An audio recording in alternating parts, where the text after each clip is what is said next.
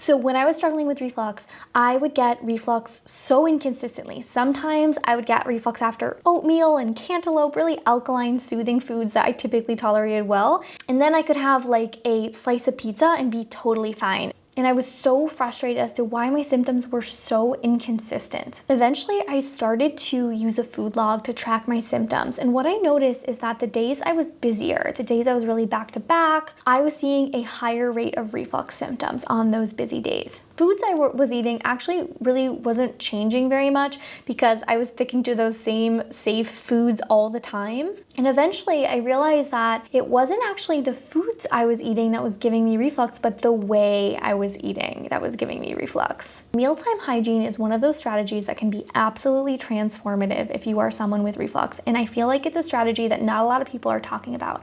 Mealtime hygiene is a pillar of the Flora reflux relief method that we help walk people through in our one-on-one clients and in our course, especially if you have motility issues, esophageal motility or slow motility or a hiatal hernia. On those extremely busy days when I was getting reflux, I would eat my meal extremely fast. I would barely even chew my food. And what happens when you don't chew your food is all of the food kind of lands in the fundus. The fundus is the top part of the stomach, and all your food lands here, and your stomach contracts in 3 places. When it contracts in this upper portion and all the food is really right here, it really doesn't have enough space to move downwards. It can move upwards. When you chew your food well, this allows your stomach to easily process the food. Your stomach doesn't have teeth, remember that. And so we have to start this digestion process in the mouth. There actually are digestive enzymes in your mouth that are produced when you start to chew, and this really eases the burden on your stomach and allows food to move through the stomach easier, reducing the risk that it comes back up, which is reflux. This key part of digestion, chewing, is actually called the cephalic phase of digestion. And not only does it stimulate digestive enzymes in the mouth, but it also sends a signal to produce stomach acid, which is what you want